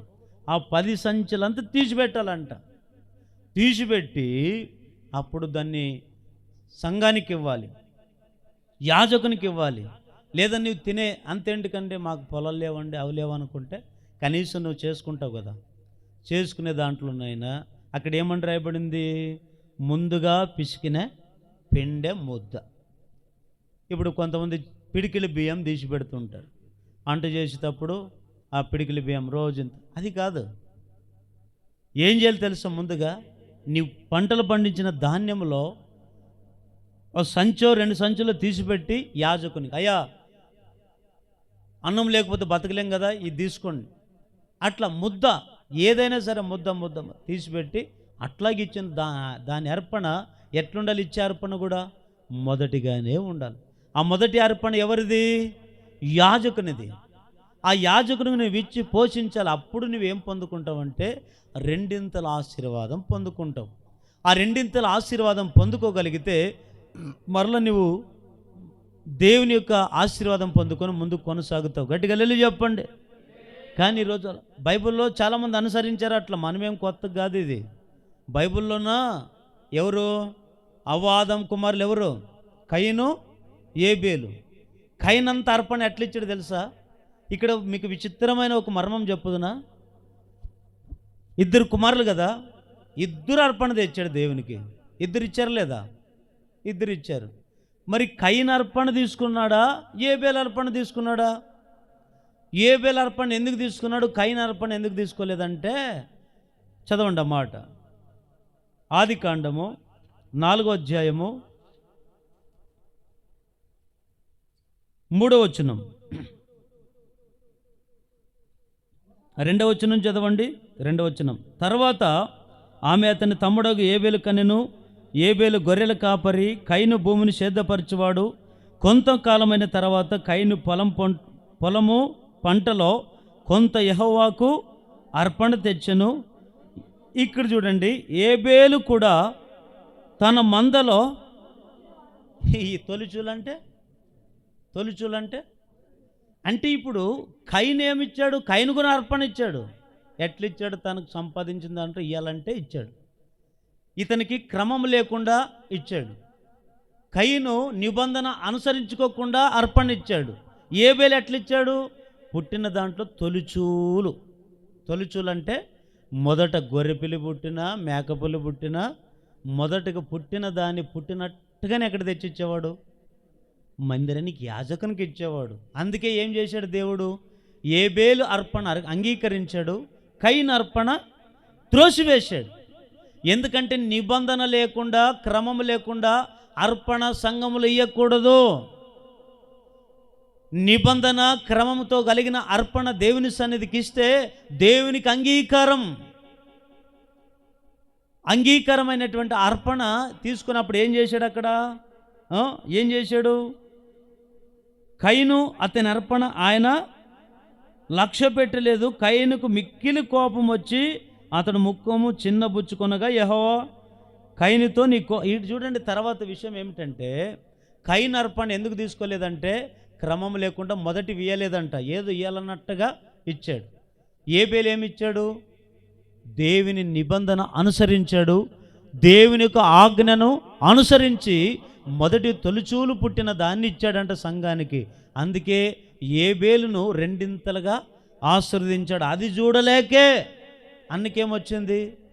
కోపం, పగ పెట్టుకున్నాడు. నాకంటే బాగుపడుతున్నాడే, ఇంత ఆశీర్వదింపబడ్డాడే, దేవుడు ఇతన్నే అర్పణ తీసుకున్నాడే అని ఆఖరికి కక్ష కట్టుకొని సొంత తమ్ముని చంపాడండి. అయితే దేవుని బిడ్డలారా, ఇక్కడ చెప్పే మాట ఏమిటంటే మనం 2 ఆశీర్వాదం పొందుకోవాలంటే మొట్టమొదటికి ఏం చేయాలా? పిసికిన ముద్ద కూడా సంపాదించిన దాంట్లో మొదటివి యాజకునికి ఇచ్చే గుణం కలిగి మనం ఉండాలి. అప్పుడే ఏం చేస్తాడు? నిన్ను 2 ఆశీర్వాదముతో నింపుతాడు. యోబును ఒకప్పుడు సగమే ఉండేవి, కానీ 2 ఆశీర్వాదం యోబు కుటుంబంలో ఇచ్చినట్లుగానే, యోబు జీవితంలో 2 ఆశీర్వదించినట్లుగానే నిన్ను, నీ కుటుంబాన్ని దేవుడు 2 ఆశీర్వదించునుగాక. రెండో పాయింట్ చదవండి. మొదటి తెస్సలోనికి రాసిన పత్రిక 4వ అధ్యాయం 16వ వచనం. త్వరగా చదవండి. మొదటి తెస్సలోనికి రాసిన పత్రిక 4వ అధ్యాయం 16వ వచనం. ఆర్భాటముతోనూ ప్రధాన దూతతోనూ దేవుని బూరతోనూ పరలోకము నుండి ప్రభు దిగివచ్చును. ఈ మాట బాగా నోటెడ్ చేసుకోండి. క్రీస్తునందుండి మృతులైన వారు మొదట లేతురు, ఆ మీదట సజీలమై నిలిచి ఉండు మనము వారితో కూడా ఏకంగా ప్రభుని ఎదుర్కొనుటకు ఆకాశ మండలమునకును మేఘముల మీద కొనిపోబడదము. కాగా మనం సదాకాలం ప్రభుతో కూడా ఉందము. మరొకసారి గట్టిగా హల్లెలూయా చెప్పండి. గట్టిగా హల్లెలూయా. ఒకటి, మొదటి స్థానంలోనే ఉంటే రెండింతలుగా ఆశీర్వదిస్తాడు. రెండవది ఏమిటంటే, ఈ మాట కూడా వెరీ వెరీ ఇంపార్టెంట్. ఈ సంఘం అనేది ఎంతవరకు ఉండాలండి? అందరూ నన్ను చూస్తూ వినండి. ఈ సంఘం ఎంతవరకు ఉండాలి? ఓ సంవత్సరమా, 2 ఏండ్ల, 10 ఏండ్ల, 20 ఏండ్ల, లేదా యేసయ్య వచ్చేంతవరక? యేసు క్రీస్తు లోకానికి వచ్చేంత వరకు, సంఘం ఎత్తబడేంత వరకు సంఘం కొనసాగింపబడుతూనే ఉండాలి. అయితే ఈ సంఘం ఎప్పుడు కొనిపోబడుతుంది? వింటున్నారా? సంఘం ఎప్పుడు కొనిపోబడుతుంది చెప్పండి. సంఘం ఎప్పుడు ఎత్తబడుతుంది? యేసయ్య ఈ లోకానికి రాబోతాడు, వస్తాడు ఒకరోజు. మనం అనుకోవచ్చు, దేవుడు ఉన్నాడు, దేవుడు లేదు, ఎవరు లేరు, దేవుడు రాళ్లే. అప్పటి నుంచి మా తాత ముత్తాతల నుంచి చెప్తున్నారు యేసుప్రభు వస్తాడు, యేసుప్రభు వస్తాడు, మాకే తెల్లంటుకలు వచ్చినాయి, ఇంకా యేసుప్రభు రాలేదు అనుకునే వాళ్ళు కూడా ఉన్నారు. కానీ దేవుని బిడ్డలారా, మానవుల ఆలోచనలు వేరే, దేవుని ఆలోచనలు వేరే. మానవుల ఆలోచనల కంటే దేవుని ఆలోచనలు ఆకాశము కంటే ఎత్తైనవి. దేవునికి ఒక ప్రణాళిక ఉంది భూమి మీద. ఆయన ఎప్పుడు రావాలనుకుంటే అప్పుడు వస్తాడు. వస్తానన్న యేసయ్య రాకుండా ఉంటాడా? వస్తాడు. కానీ ఆయన వచ్చే లోపల మనం ఉంటామో చేస్తామో మనకు తెలియదు. అయితే ఇక్కడ ఒక మాట గుర్తుపెట్టుకోవాలి. మనం ఆయన వచ్చే లోపల ఉంటామో బ్రతుకుతామో చస్తామో మనకు తెలీదు, గ్యారంటీ లేదు. అయితే ఒకటి గుర్తుపెట్టుకొని మనం సావాలి, బ్రతకాలి. ఏమిటంటే, నేను ఎప్పుడు మొదటి స్థానంలోనే ఉండాలని గుర్తుపెట్టుకోవాలంట.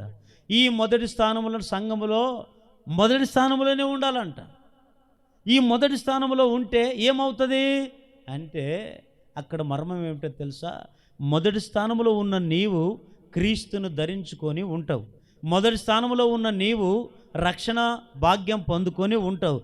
మొదటి స్థానంలో ఉన్న నీవు భయభక్తులు కలిగి జీవిస్తావు. మొదటి స్థానంలో ఉన్న నీవు దేవుని కృపతో అభిషేకంతో పొందుకొని ఉంటావు. కనుక ఒకరోజు నువ్వు చచ్చిపోతే అప్పుడు పాతిపెట్టబడిన నీవు యేసయ్య వస్తాడు. వచ్చినప్పుడు ఎవరు లేస్తారు తెలుసా? భూమి మీద బతికినోళ్ళు కాదు, క్రీస్తునందు ఉండి మృతులైన వారు మొదట లేస్తారు. అంటే అప్పుడు దాని అర్థం ఏమిటంటే, సంఘములో మొదటి స్థానము నీకుంది. ఆఖరికి యేసయ్య వచ్చినప్పుడు మొదట లేపేది ఎవరిని? నిన్నే.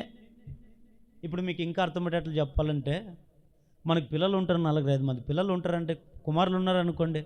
పిల్లలు బాగా, ఒకడు సోమరుడు ఉంటాడు, ఒకడు బాగా కష్టపడేవాడు ఉంటాడు, ఒకడు తినుము త్రాగుతూ ఉంటాడు, ఇంకోడు, అందరూ ఒకే రకంగా ఉంటారు, మన ఇంట్లో ఉన్నారు.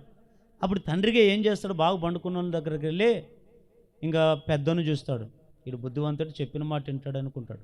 రెండవని చూస్తాడు, వీడు ఎంత చెప్పినా వేస్టే, ఈయన ఎందుకు లేపాలనుకుంటాడు. మూడవని చూస్తాడు, వీడు ఫుల్గా దాగొచ్చి ఇంకా పండుకొని వీడు లేచేది 12 గంటలే అనుకుంటాడు. ఇట్లా చూసి నిర్లక్ష్యంతో ఉన్నవారు లేపడు. ఎవరైతే తండ్రి మాటను లెక్క చేయకుండా దాని మాట ప్రకారం విని తనకొచ్చిన కష్టం నా కష్టం అనుకొని ఎవరైతే అట్లాంటి సోహం కలిగి ఉంటారో కుమారులలో, వాడిని ఏం చేస్తాడు? తట్టి, లే నా కుమారుడా లే అంటాడు. అప్పుడు మొదట ఆయన లేపుతాడు. అట్లని చెప్పి తాగి బాగా తాగొచ్చి బాగా పండుకున్నానుకో, రే లేరా అంటే పండుగ అంటుంటాడు. అంటే ఎవరు లేపుతాడు? అంటే ఇక్కడ దాని అర్థం ఏమిటంటే, నీవు క్రీస్తునందు ఈ సంఘంలో 70 ఏళ్ళు బతికావో, 100 ఏళ్ళు బతికావో, 30 ఏళ్ళు బతికావో, సంఘానికి ఎన్ని రోజులు వచ్చావో, ఎన్నేళ్ళు బతికి సంఘంలోనో స్థిరంగా నిలబడ్డావో, ఒకళ్ళు సచ్చిన నిన్నే ఏం చేస్తాడు? సంఘంలోనూ మొదటి స్థానంలో ఉన్నాడు.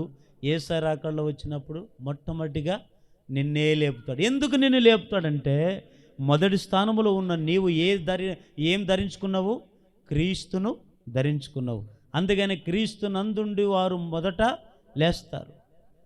ఎవరైతే క్రీస్తును స్వరూపం ధరించుకొని వారు చచ్చిపోతారో వారినే మొదట లేపేది దేవుడు. కడపటి వారిని కాదు, త్రాగుబోతులను కాదు, వ్యభిచారులు కాదు, దొంగలను కాదు, దోచుకునేవాళ్ళు కాదు, లోకపు ఆశలతో ఉండేవారిని కాదు మొదట లేపేది. ఎవరినో తెలుసా? మొదటిగా క్రీస్తు నందుండి మృతులైన వారినే దేవుడు లేపుతాడంట. గట్టిగా హల్లెలూయా చెప్పండి. ఈరోజు మన క్రైస్తవులు కూడా ఒక విచిత్రమైన అలవాట్లు చూడండి. కొంతమందికి ఎవరైనా చచ్చిపోయింటారు అనుకోండి, వాళ్ళకి ఏం పేరు పెట్టింటారంటే, ఏం పేరు పెట్టింటారు? మంచి పోరాటము పోరాడి తిని నా విశ్వాసమును కాపాడుకుంటుని అని పెడతారా? ఎవరికి పెట్టాలా? వాస్తవంగా ఆ వాక్యం ఎవరికి పెట్టాలా? దేవుని క్రీస్తును ధరించుకున్న వాళ్ళకి పెట్టాలా? లోకస్తులుగా ఉండేవారికి పెట్టాలా? చచ్చిపోయినాక ఇంక సత్యంత వరకు మందిరానికి రాడు క్రైస్తవుడే. సత్యంత వరకు దేవుని మందిరానికి ఒక్కరోజు చూడడు, కానీ క్రైస్తవుడే. చచ్చిపోయిన వెంటనే ఏం చేస్తారు వాళ్ళ ఇంటోళ్ళు అంటే, మా వాడు చచ్చిపోయినాడు, మా ఇంట్లోనా ఆదరణ కూడిక, జ్ఞాపకర్త కూడుకుంది రండి అంటారు. రండి అన్నప్పుడు ఫ్లెక్స్లో ఏం రాసి ఉంటారు? మంచి పోరాటము. అసలు పోరాడా? ఏమిట్లో పోరాడాడు? తినుము త్రాగము సుఖింతం దాంట్లో పోరాడాడు. పోని పెడితే దానికి ఏమైనా అర్థం అని ఉంటుందా? ఆయన లేస్తాడు రేపు. త్రాగుబోతులు, దొంగలు, అన్యాయస్తులు, పిరికివారు, అవిశ్వాసులంతా ఎక్కడికి వెళ్తారు? పాతాళానికి వెళ్తారని రాయబడి ఉంది.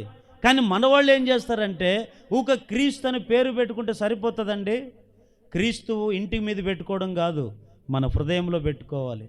అందుకనే క్రీస్తు నందుండి మృతులైన వారు మొదట లేస్తారన్నాడు. కానీ త్రాగుబోతులైన వారు మొదట లేస్తారన్నాడా? దొంగలైన వారు మొదట లేస్తారన్నాడా? లేదు. లోకస్తులైన వారు మొదట లేస్తారన్నారా? లేదు. వీరంతా కడపడి స్థితిలోకి వెళతారు, కడపడి స్థానంలో వెళతారు. వారు మొదట లేచే భాగ్యాన్ని పోగొట్టుకుంటారు. అందుకే దేవుని బిడ్డలారా, ఈరోజు నువ్వు సంఘంలో మొదటి స్థానంలో ఉంటే నీవేం చేయాలి తెలుసా? మొదటి స్థానంలోనే దేవుడు నిన్ను లేపుతాడు. లేపాలంటే నువ్వు సంఘములోన ఎవరిని ధరించుకోవాలంట? క్రీస్తును ధరించుకోవాలి. ఈరోజు నువ్వు క్రీస్తుని ధరించుకున్నావా? మీరు అనొచ్చు, అన్న ధరించుకోవడం అంటే దేవుడేమన్నా బట్టలు దొడుకుందామా అంటారా? యేసయ్య ఒక వస్త్రంలో అంటాడే, ధరించుకుంటే అంగిలాగా ఉంటాడు, ధరించుకుంటే షర్ట్ లాగా ఉంటాడు, ధరించుకుంటే ఏమండి ఆయన ఏ రకం రూపంలోనే ఉంటాడు. కానీ నువ్వు చేయాల్సింది ఏమిటంటే క్రీస్తును ధరించుకోవాలి. ధరించుకోవడం అంటే మీకు ఇంకొక మాట చెప్తాను. నమ్మి బాప్తిసం పొందుకున్నవాడు రక్షింపబడును, నమ్మని వానికి శిక్ష. అయితే నువ్వు ధరించుకోవడం అంటే బాప్తిసం ఎప్పుడైతే నీవు కనెక్షన్ పొందుతావో, ఎప్పుడైతే నువ్వు నీటి మూలముగా జన్మిస్తావో, ఆత్మ మూలంగా మరలా పుడతావో, అప్పుడు నువ్వు ఎవరిని ధరించుకుంటావో? క్రీస్తును. అంతవరకు నువ్వు ఇష్టానుసారంగా బతికావు, అంతవరకు నువ్వు ఏదేదో ధరించుకొని జీవించుంటావు. అట్లాగే జీవించి నువ్వు చచ్చిపోతే నువ్వు మొదట లేవలేవు. లేచే విధానంలో మొదటి స్థానం లేదు నీకు. ఏ స్థానము? కడపడి స్థానం. కడపడి స్థానంలో ఎవరు ఉంటారు అంటే అన్యాయస్తులు. వాళ్ళకి ఏముంటుందంటే నరకమే ఉంటుంది. దేవుని బిడ్డలారా, ఇప్పుడు మొదటి స్థానంలో మనం ఉండాలి. మొదటి స్థానంలో నువ్వు ఉండాలంటే కూడా అక్కడ క్రీస్తుని ధరించుకోవాలి కదా. యోహాను సువార్త 6వ అధ్యాయం 39వ వచనం చదవండి. యోహాను సువార్త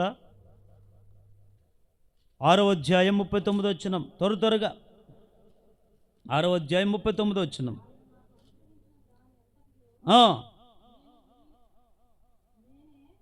నేనేమియు పోగొట్టుకొనక అంత్య దినమున దాన్ని లేపుటకు నన్ను పంపిన వాని చిత్తమై ఉన్నది.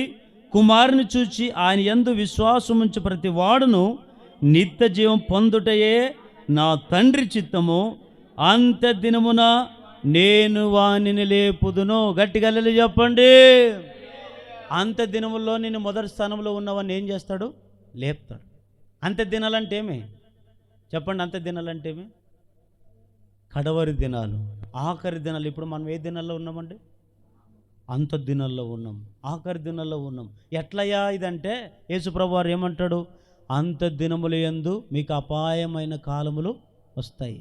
ఆ అపాయకరమైన కాలములు ఎట్లుంటాయంటే మనుషుల మీదకి మనుషులు లేస్తారు, రాజ్యాల మీదకి రాజ్యాలు వేస్తాయి, అక్కడక్కడ కరువులు భూకంపాలు వస్తాయి, మనుషుల్లో ప్రేమ చల్లారిపోతుంది. ఉన్న విశ్వాసం కూడా పోగొట్టుకొని లోకంలో బతుకుతుంటారు.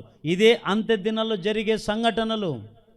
కొంతమంది భూమి మీద జరిగే సంఘటనలు చూసి కొంతమంది నిరాశ నిస్పృహలో అయిపోయి వెనుకబడిపోతున్నారు, విశ్వాసం తొలగిపోతున్నారు, భయభక్తులు మానుకుంటున్నారు, ఇష్టం లేని జీవితాన్ని జీవిస్తున్నారు. దేవునికి ఇష్టమైన జీవితం కాదండి, వారికి ఇష్టమైన జీవితాన్ని జీవిస్తున్నారు. ఇది అంత్య దినాలు. ఈ అంత్య దినాల్లో ఎవరున్నారు తెలుసా? అబద్ధ ప్రవక్త వస్తాడు. ఎవరు? వినండి, అబద్ధ ప్రవక్త వస్తాడు. ఆ ప్రవక్త ఏమిటంటే, అబద్ధ ప్రవక్త ఏం చేస్తాడు? మనములు అంత్య దినములో లేపనీయకుండా మొదటి స్థానంలో ఉన్న మనల్ని కడపడి స్థానంలోనికి పంపేయాలని మన ఆలోచన. అందుకే అక్కడ రాయబడి ఉంది. ఇంకొక మాట చదవండి, అక్కడే 52వ వచనం చదవండి. యూదులు ఈయన తన శరీరం ఎలాగ తినగలడని ఒకనితోనొకడు వాదించిరి. కావున యేసు ఇట్లనెను, మీరు మనుష్య కుమారుని శరీరము తిని ఆయన రక్తం త్రాగుతూనే కానీ మీలో మీరు జీవం కలిగిన వారు కారు. నా శరీరము తిని నా రక్తము త్రాగువాడే నిత్య జీవం గలవాడు. అంత్య దినమున నేను వానిని లేపుదును. నా శరీరము నిజమైన ఆహారము, నా రక్తం నిజమైన పానమునై ఉన్నది. నా శరీరము తిని నా రక్తము త్రాగువాడు నా యందు నేనును వాని యందు నిలిచి ఉందుము. ఇక్కడ చూడండి, ఈ మాట కూడా బాగా వినండి. సంఘములో క్రీస్తునందు నువ్వు మృతుడు కావాలంటే నువ్వేం చేయాలి తెలుసా? క్రీస్తును ధరించుకోవడమే కాదు, ఏం చేయాలి తెలుసా?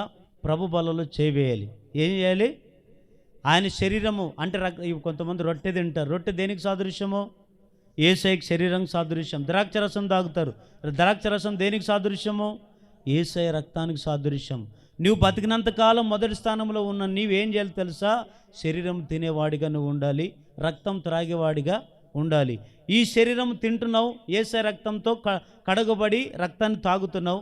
యేసయ్య శరీరాన్ని తిని యేసయ్య రక్తాన్ని త్రాగి ఒకరోజు నువ్వు చనిపోతే యేసయ్య రాకడలో ఆయన వస్తాడు. వచ్చిన నువ్వేం చేస్తాడు తెలుసా? ఆయన శరీరము, ఆయన రక్తం నిన్నేం చేస్తుంది? మహిమ కలిగిన శరీరంగా లేపుతుంది. అప్పుడు అంత దినంలో నువ్వేం లేపుతపడతావు? మొదటి స్థానంలో ఉన్న నిన్ను దేవుడు ఏం చేస్తాడు? మొదటిగా నిన్ను లేపుతాడు. లేపి ఎక్కడికి తీసుకొని వెళ్తాడు? తండ్రి రాజ్యంలోనికి తీసుకొని వెళుతాయి. ఇదే రాబోయే దినాల్లో జరగబోయే సంఘటన. ఇది తెలియక కొంతమంది ఏం చేస్తారంటే బాప్తిసం పొందలేరు, ఆయన రక్తం త్రాగలేరు, నిత్య జీవనికి వారసులుగా కాలేరు. ఒక సినిమాకి వెళ్ళాలంటే లోపలికి డైరెక్ట్కి వెళ్తావా? నేను ఎమ్మెల్యే తరపున వచ్చినాను వదలో అంటే ఏడుస్తాడండి.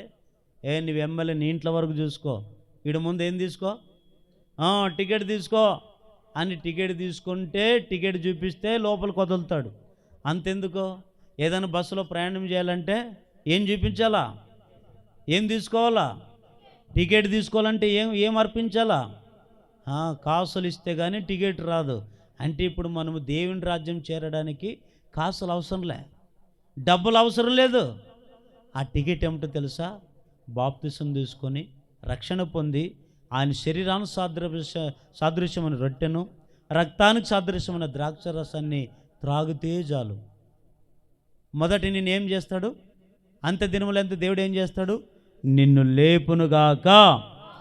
2వ కొరింథీయులకు రాసిన పత్రిక 5వ అధ్యాయం 17వ వచనం. 2వ కొరింథీయులకు రాసిన పత్రిక 5వ అధ్యాయం 17వ వచనం. కాగా ఎవడైనను క్రీస్తునందున్న ఎడల వాడు నూతన సృష్టి, పాతవు గతించెను, ఇదిగో క్రొత్తవాయను, సమస్తమును దేవుని వలవైనవి.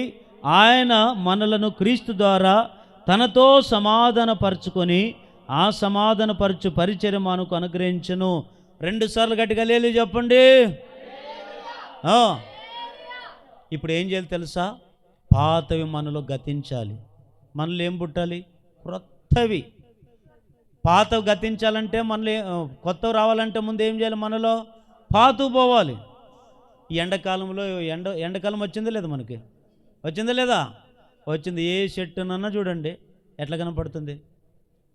నాకు విచిత్రం అనిపిస్తుంది. ఇక్కడ మాట బాగేనండి. అసలు పచ్చగా చెట్లు రావాలంటే ఏ కాలంలో రావాలి? వర్షకాలమా, చలికాలమా, ఎండాకాలమా? వర్షం పడితే కదా పచ్చగా వచ్చేది. మరి ఎండాకాలం ఎందుకు పచ్చగా అవుతుంది? నాకు ఇదే డౌట్ ఏ చెట్టుని చూసినప్పుడు.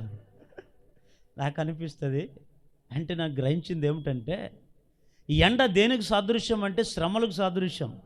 ఎండ దేనికి సాదృశ్యం అంటే కష్టాలు, కన్నీళ్ళు, బాధలకు సాదృశ్యం. కానీ ఈ చెట్లన్నీ ఎండాకాలంలో ఎందుకు పచ్చగా కనబడుతున్నాయి అంటే, చెట్లన్నీ ఏం చేస్తే తెలుసా, ఉన్న పాతాకులన్నీ ఎండాకాలంలో రాలుపుకుంటాయి. పాత ఆకు దాన్ని రాలిపోతే కానీ కొత్త చిగురు వెయ్యదు, దాని అర్థం. మన జీవితంలో కూడా పచ్చగా వర్షం వచ్చినప్పుడు ఇట్లా అనుకుంటాం కాదు. ఎండనే శ్రమలు నీకు తగలాలి. కొత్త చిగురు నీలో పుట్టాలంటే ఎండనే శ్రమలలో నువ్వు ఎండాలా, శ్రమలు పడాలా, అవమానాలు పొందాలి, నిందలు అనుభవించాలి. క్రీస్తు కొరకు నువ్వు ఎన్నో నిందలు అనుభవించాలి. ఆ నిందలు నువ్వు మరింత పచ్చగా అవుతావు. కానీ దేవుడు నిన్ను దాన్ని ఏమంటారు, ఎండిపెట్టేట్లకి చేయడు. మన జీవితము ఎండాకాలంలోనే ఎండకూడదు, ఎండాకాలంలో పచ్చగా మారాలి. గట్టిగా హల్లెలూయా చెప్పండి. కొంతమంది ఎండాకాలంలో ఎండిపోతారు, వర్షాకాలంలో. అది కాదు విశ్వాసం అంటే. అసలైన విశ్వాసం, అసలైన పచ్చదనం మనల్ని ఎప్పుడు పుట్టాలంటే శ్రమలు వచ్చినప్పుడే, రోగాలు వచ్చినప్పుడే, అవమానాలు వచ్చినప్పుడే, నిందలు వచ్చినప్పుడే పచ్చ కావాలా. అందుకని యేసుప్రభువారు అంటాడు, నా నిమిత్తం మీకు శ్రమలు వస్తాయి, నా నిమిత్తం మిమ్మల్ని మనుషులు చంపుతారు, నా నిమిత్తం మీ మీద అనేక రకాల అబద్ధపు మాటలు చెప్పి మంచోళ్ళని చెడ్డలుగా పుట్టిస్తారు. అయినా భయపడొద్దు. ఆ శ్రమలు, బాధలు వచ్చినప్పుడు ఎగిరి గంతులేయాలంట, ఎగిరి సంతోషించాలంట. అదే నిజమైంది. మనకేం చేస్తాం, చిన్న బాధ వస్తే ఏడుస్తాం, కష్టం వస్తే బాధపడతాం. ఇవన్నీ కూడా ఎండకు సాదృశ్యం అండి.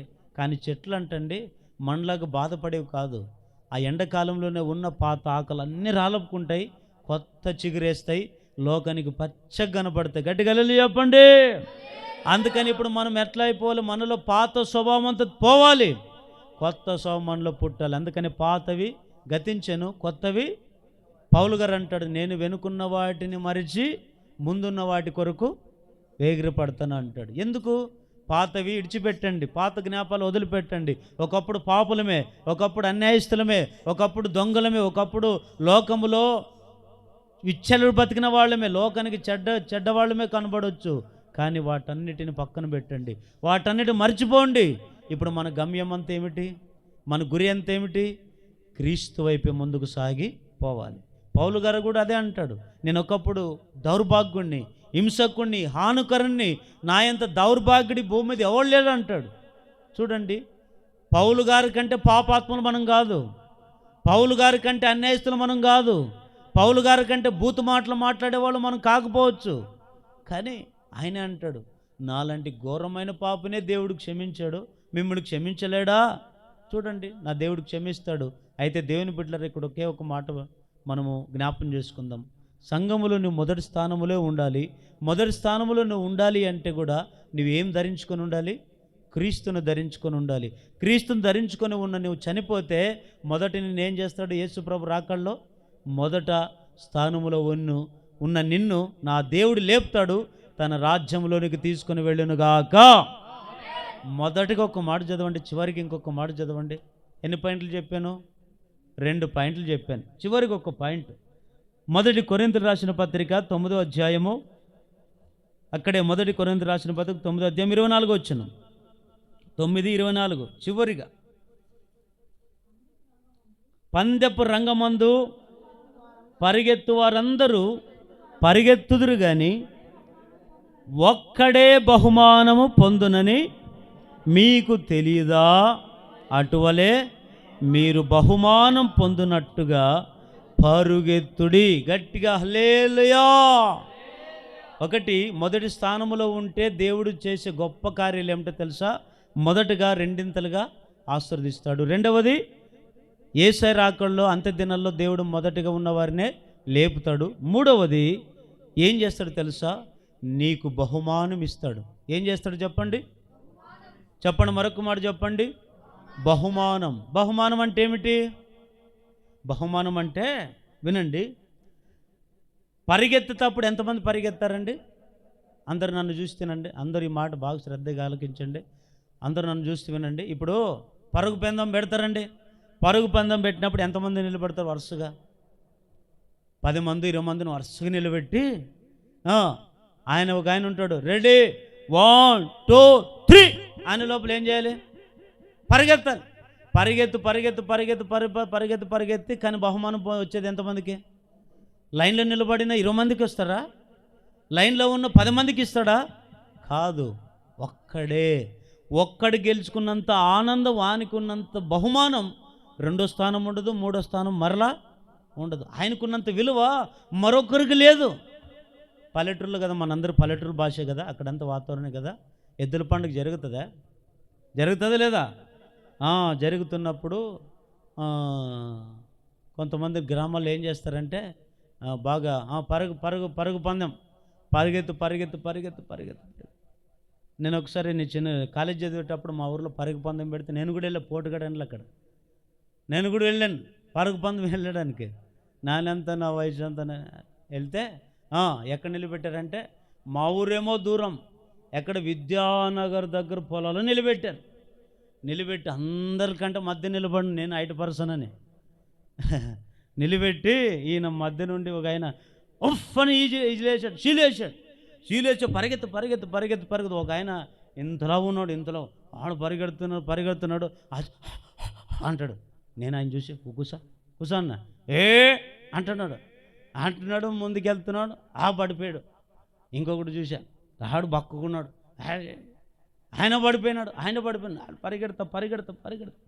పరిగెత్తి ఇంక ఊరు దగ్గరికి చేరుకోవాలా. ఊరికి దగ్గర చేరుకుంటే ఒక ఆయన ముందు పోయిన ఆయన, ముందు పరిగెత్తిన ఆయన ముళ్ళు గుచ్చుకుని ఆడేగిపోయాడు. ఇంకా వాళ్ళు ఆడొస్తున్నారు, ముళ్ళు తీసుకునే లోపల మరి పరిగెత్తి ఆఖరికి ఇంకా ముందు వెళ్ళే లోపల ఇంకొక ఆయన నా కాలు పడుకుని లాగినాడు. ఇంక అందరూ కింద పడిపోయామో. పరిగెత్తింది ఒకడు వెళ్ళిపోయిన సరికే ఇంకా ఆయన చూడండి, అబ్బాయి ఇంతలో కడిమేశారా, మన ఎనుగొడ్లు కాలుకేసి కడుము ఇంతలో వేశారు. ఇంకా ఊరంతా డ్రమ్స్ కొట్టి డబ్బా.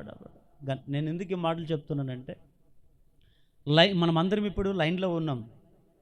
ఎక్కడికి బహుమానం పొందుకోవడానికి లైన్లో ఉన్నాం. మన బహుమానం ఎక్కడిస్తాడు దేవుడు? భూమి మీద, పరలోకంలోనా? భూమి మీద ఇయ్యాడు బహుమానం. భూమి మీద ఆశీర్వాదం మాత్రమే ఇస్తాడు, కానీ బహుమానం ఎక్కడిస్తాడు? పరలోకంలో ఇప్పుడు మనమంతా పరిగెడుతున్నాం. ఈ ఆదివారం ఎప్పుడు ప్రార్థన అంటే అప్పుడు పరిగెత్తుకొని వస్తున్నాం, ఎప్పుడు ప్రార్థన అంటే అప్పుడు వస్తున్నాం. ఇదంతా ఒక పందెపు రంగు, పరుగు పందెం. పరిగెడుతూ ఉంటే కానీ బహుమానం పొందుకునేది ఎవరు? ముందు ఏ స్థానంలో పరిగెత్తుకుంటూ వస్తాడో వాడికే బహుమానం ఇస్తాడంట. దేవుని బిడ్డలారా, నిజమే. ఈరోజు క్రైస్తవం అనేది ఎట్లాంటిదంటే పరుగు పందెం లాంటిది. నువ్వు ముందు వస్తే నీకే బహుమానమే, నేను ముందు వస్తే నీకే బహుమానమే. ఎవరు ముందు వారు పరిగెత్తారు. వాడు ఆయన రాలేదు కదా, ఈఎం రాలేదు కదా, ఆక్ రాలేదు కదా, ఈయన రాలేదు కదా అని చెప్పి మనం ఎప్పుడు వెనుకబడిపోయిన వాళ్ళ గురించి ఆలోచన చేయకూడదు. మన గురి ఏమిటంటే నేను బహుమానము. ఎవరు పడిపోయినా పందెము ఈ రంగంలో పరుగులో ఎవరు వెనుకబడిపోయినా కానీ నేనైతే ముందుండాలి. సంఘానికి కూడా నేనైతే ముందుండాలా, నేనైతే ముందు వెళ్ళాలా, ముందు పాటలు పాడాలా, ప్రార్థన చేయాలా, క్రీస్తునంత ఉండాలా, ఆత్మీయంగా ఎదగాల, దేవుని కొరకు నేను మండాలా, సేవకుని కుటుంబానికి సహకరించాలనే అది ఎవరైతే రగలుతుందో అలాంటి వారు ఎప్పుడు మెలకుతూ ఉంటారంట, ముందు స్థానంలోనే ఉంటారంట. అలాంటి వారికి నా దేవుడు ఏమిస్తాడు తెలుసా? వారి స్థానం ఎప్పుడు వ్యర్థం కాదండి. ఆ మొదటి స్థానంలో ఉండేవారికే నా దేవుడు పరలోకంలో ఏమిస్తాడు? బహుమానం ఇస్తాడు. ఆ బహుమానం పొందడానికి కొరకే ఈరోజు మనం ఏం చేయాలి? ఆత్మీయతలో పరిగెత్తాలి. చూడండి ఇంకొక మాట, ఫిలిప్పీయులకు రాసిన పత్రిక 3వ అధ్యాయం 14వ వచనం. ఫిలిప్పీయులకు రాసిన పత్రిక 3వ అధ్యాయం 14వ వచనం. త్వరగా. క్రీస్తు యేసునందు దేవుని ఉన్నతమైన పిలుపునకు కలుగు బహుమానం పొందవలెనని గురి యొద్దకే పరిగెత్తుచున్నాను. చూడండి, ఇప్పుడు దేవుడు ఏం పిలిచాడు? మనం ఎట్లా దేని కొరకు పిలిచాడు? బహుమానం కొరకు పిలిచాడు. ఇప్పుడు మనం ఎట్లా పరిగెత్తాలి? గురి యొద్దకే పరిగెత్తాలి.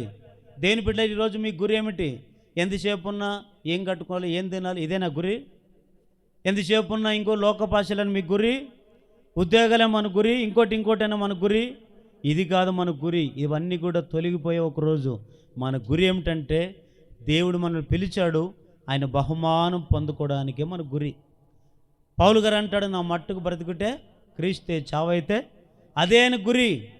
అందుకే పౌలు గారు అంటాడు, ఏమిటో తెలుసా, నేను మంచి పోరాటం పోరాడి తిని నా పరుగు కడ ముట్టించి తిని విశ్వాసమును కాపాడుకుంటుని గనుక నా కొరకు నీతి కిరీటము ఉంచబడి ఉంది.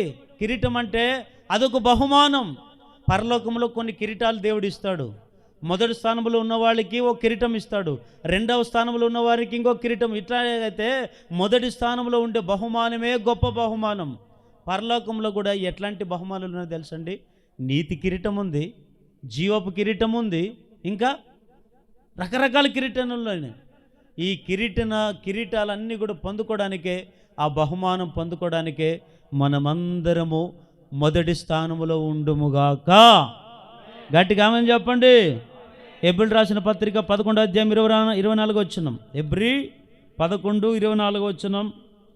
మోషే పెద్దవాడైనప్పుడు విశ్వాసమును బట్టి ఐగుప్తు ధనము కంటే క్రీస్తు విషయమైన నింద గొప్ప భాగ్యమును ఎంచుకొని అల్పకాల పాపభోగం అనుభవించుట కంటే దేవుని ప్రజలతో శ్రమ అనుభవించుట మేలని యోచించి ఫరో కుమార్తె యొక్క కుమారుడని అనిపించటానికి ఒప్పుకొనలేదు. ఏలయనగా అతడు ప్రతి ఫలముగా కలగబో బహుమానమునందు దృష్టి ఉంచాడు. చూడండి మోషే గురించి ఏమని వాక్యం అంటుందంటే, మోషే వాస్తవానికి ఎవరు కుమారుడు? ఫరో కుమారుడా? హెబ్రీయుల కుమారుడా? హెబ్రీయుల నుంచి వచ్చినవాడు కదా. మరి ఫరో కుమారుడని ఎందుకు అనిపించుకోవడానికి ఇష్టపడలేదంటే, ఈ ఫరో ఇంట్లో ఏముందో తెలుసా? లోకపు ఆశలు ఉన్నాయి, డబ్బు, ఆస్తులు, అంతస్తులు అన్నీ ఉన్నాయి. కానీ ఎందుకు ఆయన నేను ఫరో కుమారుడని నేను ఎందుకు అనిపించుకోలేదంటే, మోషేకి చూడండి, 2 తలలు. కనిన తల్లి ఒకరైతే పెంచిన తల్లి ఇంకొకరండి. కనిన తల్లి ఏం చేసింది తెలుసా? నా కుమారుని ఎక్కడ చంపుతారో, ఈ 3 నెలల మగ పిల్లలను చంపమని ఫరో చెప్పాడని చెప్పి ఆ జమ్మి పెట్టె తీసుకొని పెట్లో 3 నెలల ఉన్న బాబుని ఆ పెట్లో పెట్టి ఆ సముద్రంలో ఏట్లో వదిలేసిందండి. ఆ ఏట్లో వదిలేసింటే ఆ ఏట్లో సముద్రంలో ఆ పెట్లో ఉన్న మోషే అరుపులు, కేకలు వినబడుతున్నాయి. అప్పుడే ఫరో కుమార్తె స్నానం చేయడానికి వచ్చింది. ఆ ఏడు దగ్గర వస్తే ఏడుపింటున్న ఆ పెట్టెలో చూసింది. ఎవరు ఏడుస్తున్నారు ఏంది? పెట్లో ఎవరో పిల్లను పెట్టారని చెప్పి ఆ పెట్టింది చూస్తే 3 నెలలు దాచబడినటువంటి మోషే ఉన్నాడండి. ఆ మోషేని చూసి, ఆ మోషేని ఎత్తుకొని చూసి అప్పుడు ఏం చేసింది తెలుసా? ఫరో కుమార్తె తల్లిగా ఉండి పెంచిందండి. పెంచిన తర్వాత ఈయన అనుకోవచ్చు, నాకు ఇంకేం కొదవా, నాకు కష్టాలు లేవే, కన్నీళ్ళు లేవే, ఆకలి దప్పులు లేవే, ఎంత కుసొని తినినా తరగని ఆస్తి నాకుందే, నా తల్లి అని ఒకరోజు అని చెప్పుకున్నాడు ఫరో కుమార్తెను? చెప్పుకోలేదు. ఎందుకు తెలుసా?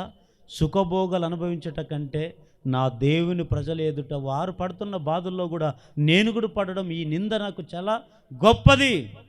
ఎందుకంటే మోషే ఫరో కుమారుడు కాదు, ఫరో కుమార్తెకు కుమారుడు కాదు. హెబ్రీల్లో దేవుని నమ్ముకున్న వారు హెబ్రీయులు. నేను దేవుని కుమారుడును. అందుకనే దేవుడు మోషేని అంతగా ఎన్నుకున్నాడండి. ఎన్నుకొని ఆఖరికి ఏర్పరచుకొని మోషే ద్వారా గొప్ప గొప్ప కార్యాలు చేయడం మొదలుపెట్టాడు.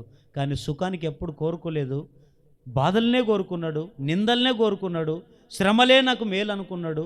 అందుకే ఎందుకు ఆ శ్రమలు ఏం చేస్తాయి మోషే అని మనమును మోషేని అడిగితే మోషే అంటాడు, ఈ శ్రమలన్న, ఈ బాధల, నిందలన్నీ కూడా నాకు ఒకరోజు ప్రతిఫలం ఇస్తాయి.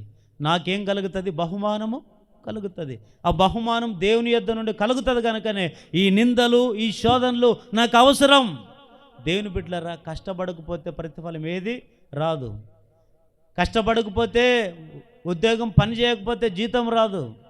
ఇది కూడా అంతే. మనం క్రైస్తవులుగా దేవుని యొద్ద బహుమానం పొందాలంటే శ్రమలు వస్తాయి, బాధలు వస్తాయి. క్రైస్తవుడు అన్నందుకు మనకేం గొప్ప గొప్ప ఆస్తులు, అంతస్తులు లేకపోవచ్చు. కానీ నా దేవుడు ఒకరోజు నీకు నాకు ఈ భూమి మీద పడిన ఈ బహుమానం ఏమిస్తాడు? ఈ కష్టాలకు తగినట్టుగా బహుమానం తెలుసా? పరలోకంలో దేవుడు నీకు గొప్ప బహుమానం తీసిపెట్టాడు. ఆ బహుమానం ఇవ్వడానికి కొరకే ఆయన మనల్ని పిలిచాడు. పిలిచిన దేవుడు సంఘంలో నువ్వు ఏ స్థానంలో ఉండాలని కోరుకున్నాడు? మొదటి స్థానంలో ఉండాలని కోరుకున్నాడు. అదే మొదటి స్థానంలో నువ్వు ఉంటే మొట్టమొదటి బహుమానం ఏమిస్తాడు తెలుసా? నీకే. బల నమ్మకమైన మంచు దాసుడా, తీసుకో ఈ బహుమానం, జీవ కిరీటం తీసుకో అని ఇక్కడ మనకు ఆ బహుమానం పొందాం. కానీ పరలోక రాజ్యంలో మనం అందరం పొందుదముగాక. యెషయా గ్రంథం 49వ అధ్యాయం 4వ వచనం చివరి రెఫరెన్స్. యెషయా గ్రంథము 49వ అధ్యాయము 4వ వచనం. 49:4.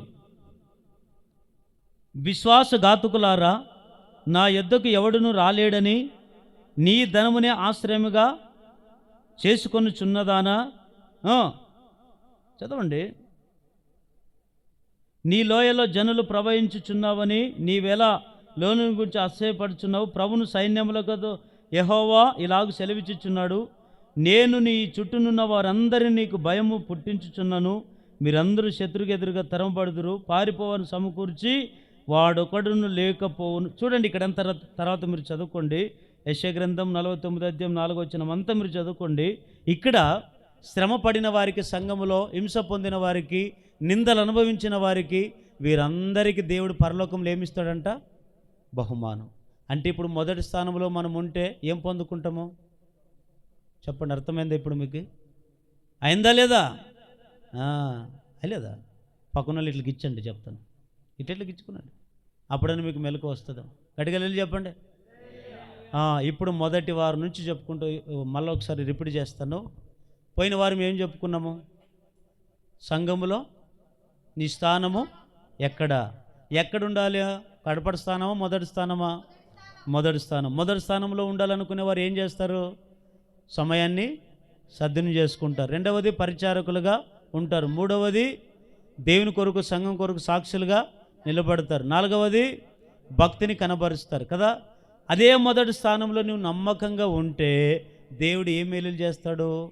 ఒకటి, రెండింతల ఆశీర్వాదం. రెండవది, క్రీస్తును ధరించుకున్న వారిని మరణిస్తే మొదటి స్థానంలోని వారిని లేపుతాడు. మూడవది, బహుమానం మనకు ఇస్తాడు. ఎందుకు? మొదటి స్థానంలోనే ఉన్నాం గనుక. ఈ మొదటి స్థానంలో ఉన్న ఆ గొప్ప ధన్యత, ఆ ఆశీర్వాదం మనం అందరం పొందుకుందాముగాక. అయితే ఇక్కడ ఇంకొక పాయింట్ ఉంది. మొదటి స్థానంలో ఉన్నవారు కడపడి స్థానంలోనికి ఎందుకు వెళ్ళిపోతున్నారు? వచ్చే ఆదివారం మనం విందాం. దేవుడి వాక్యం ఏందరుదాం. దేవుడి స్థిరపరచునుగాక.